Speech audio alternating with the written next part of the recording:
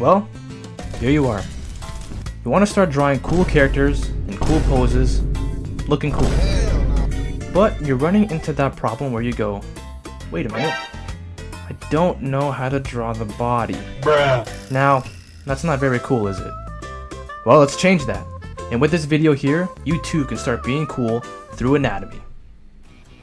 Yo, what's going on YouTube? It's your boy Kev, here with another video. This time we're covering the topic of anatomy. Don't worry, this won't be like a PhD thesis on every single muscle and bone group of the body, but what I will say is that anatomy is a very in-depth topic that goes hand in hand with life drawing and concepting for characters. As I've iterated before, I believe it's a good idea to have a solid understanding of the fundamentals before you start to stylize, and anatomy is one of those key fundamentals that aspiring artists should consider learning. The goal for this video is to look at the anatomy as a whole and to tackle it in a more generalized approach. So I won't be talking about one part of the anatomy for an hour, but rather just some quick tips and strategies that I've learned that have helped me begin my anatomy studies. So to begin, I recommend we start at the baseline of the anatomy, which is the skeleton. The skeleton is quite literally the structural integrity that holds everything together. Once we get an understanding of the skeleton, we can start to become the puppet master that controls and orientates how the skeleton is posed and build around it from there.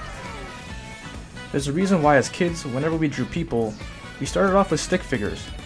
In a weird 4D chess kind of way, we already knew that capturing the body lines of a person through a stick figure is kind of like capturing the skeleton of a person. We start off basic, and then we work our way up from there. We want to avoid drawing jelly people, but instead draw people with actual structure. Again, I won't go into extreme detail on every single bone, but I do recommend getting an idea of the general major parts of the human skeleton. One such area to take note of is the spine, which essentially becomes a natural line of action whenever we pose a character. This part is really helpful, especially when just starting off a sketch or trying to create a more dynamic pose. For the upper body, we have the rib cage, sternum, clavicle, and shoulder blades. Of course, we have the arms, consisting of the humerus, ulna, and radius, and for the lower body, we have the pelvis, femur, tibia, and fibula. Alrighty. Pop quiz! How many bones are there in the... Nah, I'm just kidding. Again, you don't have to necessarily memorize every part of the skeleton, but having a decent understanding of the inner structure can absolutely help with building the muscles on top. Now, moving on from the skeleton, let's continue on this idea of starting basic. Here we're going to break down these general body parts into basic shapes. This again allows us to not get bogged down by the detail and focus on the general structures and proportions of the body. General rule of thumb you can follow to start: the average human is about 7.5 heads high. So when you start drawing your bodies, don't forget about this little rule, because sometimes when we draw, we start to lose the scale and proportions of the body, and then we begin drawing characters with way too big of a head, or ginormous bodies, or really stubby legs. This rule can bend a little bit when you start to have a stronger understanding of anatomy and can play around with these proportions for stylistic reasons. Now, the best way to break down the body into basic shapes is to first look at the three major forms that form the body, that is the head, chest, and pelvis. We can use simple cubes here to illustrate these parts. The cube is great as it shows the basic planes and three-dimensionality of these body parts. It also helps us orient these parts in a simplified way. For the rest of the body parts, like arms and legs, you can use things like a simple sphere and cylinder. At this point, we can start looking for references and start drawing.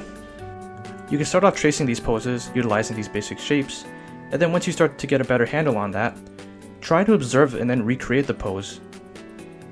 Training your observational skills is great as it helps you visualize something and then recreate it in your own interpretation. When starting off, it may be tricky and not come out as you want, but that's honestly part of the process.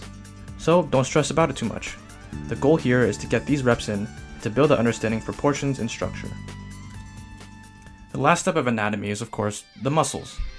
However, this is such a huge topic that I can't possibly fit it all into this one video. Unless we're trying to go for a 5-hour long marathon gym sesh, but I'll pass on that. I can certainly cover more in-depth guides on particular body parts, such as the chest or arms or legs in a future video, if you guys are interested.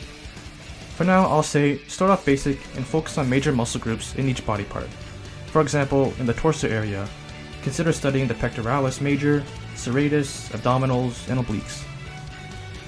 All of that will come in time, So once again, don't stress over all those little things yet. Continue to work on your observational skills and build an overall stronger sense of structure and proportions. Anyways, that's about it. I hope this video helped you out with getting an idea of how to start tackling the anatomy and figure of a person. Thanks so much for taking the time to watch my video. If you guys liked the video, please consider liking and subscribing. I really appreciate all the support, guys. Stay tuned for more art content coming your way. Peace and God bless.